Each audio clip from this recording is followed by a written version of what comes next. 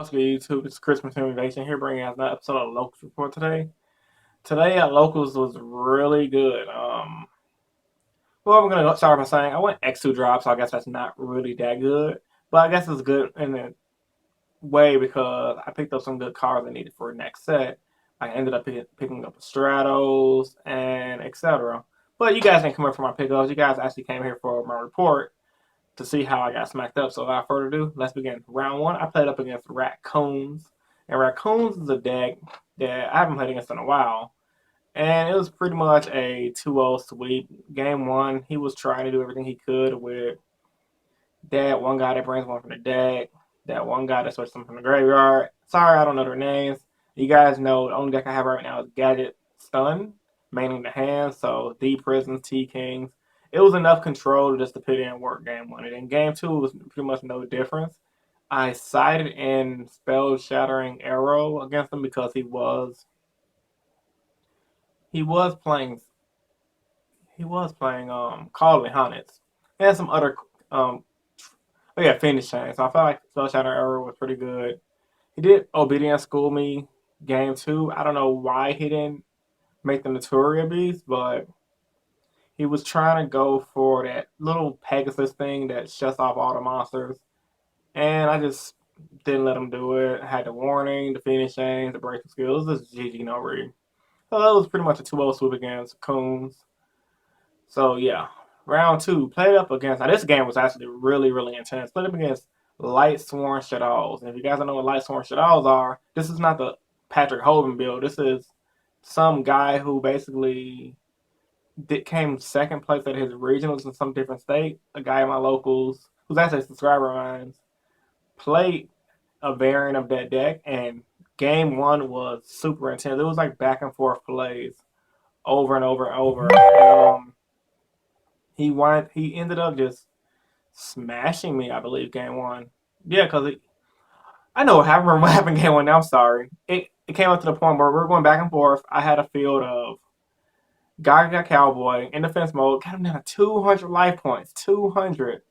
And a fire. Nah, Thunder King on field. So I'm like, okay, I got Gaga Cowboy, Thunder King. He has two cards. He has one card in hand. I'm like, yeah, I got this guy. I burn him for 800, get him down 200 pass.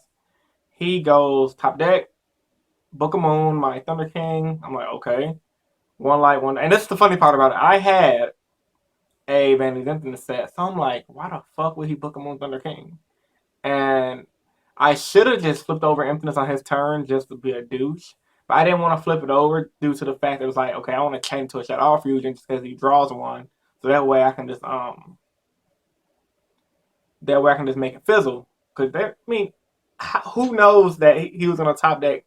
The only two one ups in his deck that was actually going to win him the game. So he book him on my Thunder King, one light, one dark, BLS, attack, and basically I tried to draw. It was just all I just drew wiretap, MST, vanities, everything I didn't need to win to try to come back. I did draw Fire Hand.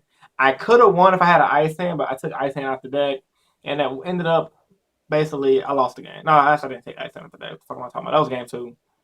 So long story short, I ended up losing the game.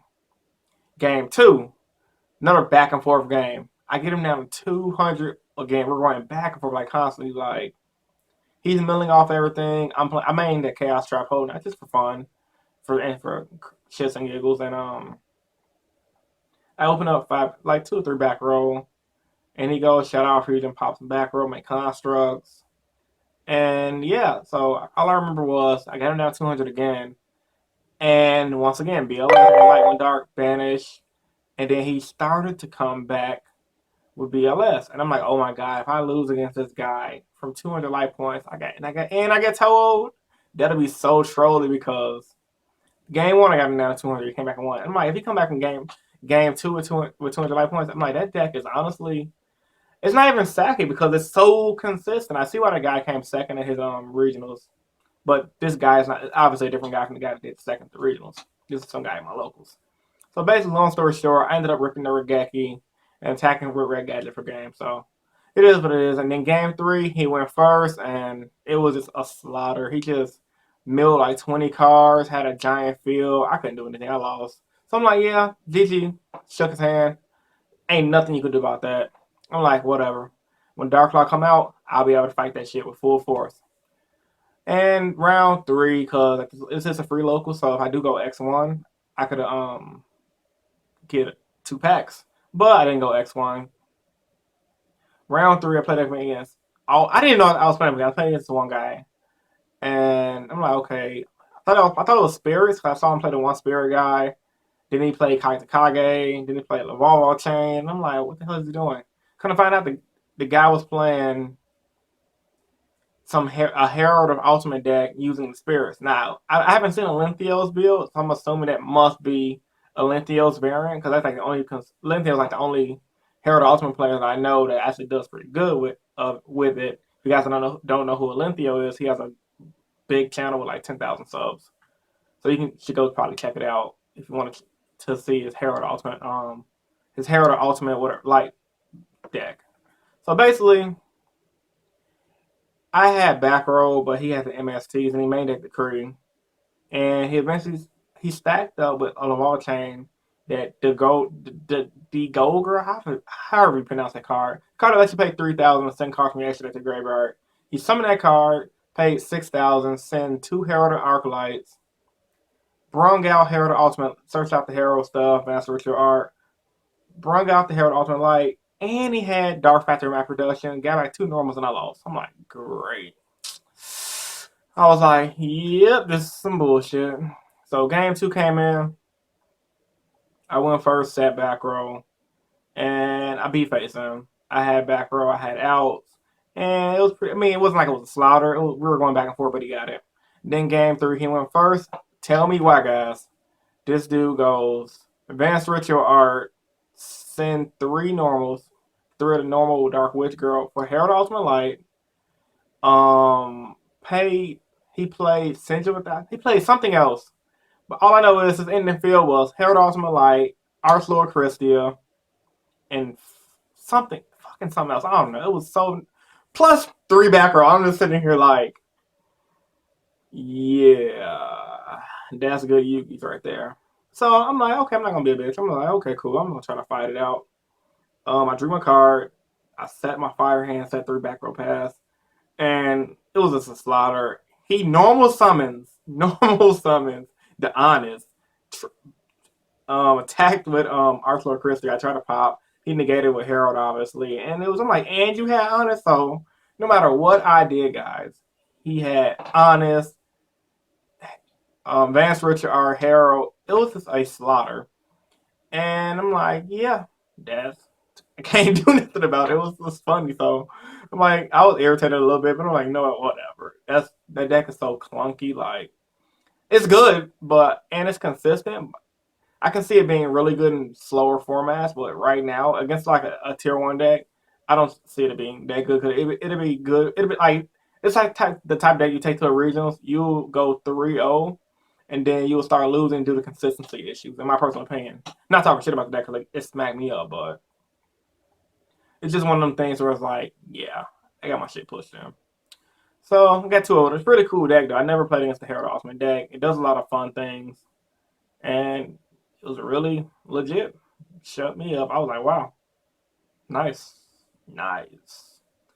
So locals was pretty fun today. It was honestly, it's kind of cool just going to locals, not being super competitive all the time. Like I love being competitive player, but today just seemed so casual and laid back. And I saw one of my buddies from my Naruto team, which was cool. He came up there to try to get rid of his Burning Abyss core that he invested into because he was going to actually play Yu-Gi-Oh again with me this format, but due to him going to work a lot, he decided not to really play. And I saw him play a few more games. You guys seen him on my channel before. I saw him. He was playing a few games against another buddy of mine. He was playing like his hazy deck, which was pretty cool, and he was playing a cyber deck. He's had a lot of fun decks to play with. So yeah, locals was pretty cool today. It was really chill, laid back, and pretty fun. I picked up some more stuff for my hero deck. Hero video coming soon. I am testing out Captain Gold in my Masked Hero deck, and it is pretty cool. If you guys don't know what Captain Gold does, you pitch him, add a Skyscraper to hand, play Skyscraper. Now you have fuel from Miracle Fusion to bring out a that one. I can't think of their names right now. I'm sorry. I'm so bad with names. And all your heroes can beat over big monsters like Leo and etc. But you guys see that in the duel video this week. So with all that being said, I hope you guys enjoyed today's video. If you did, give it a big thumbs up to show your support. It's always coming down in the comment section below how locals went for you guys this week.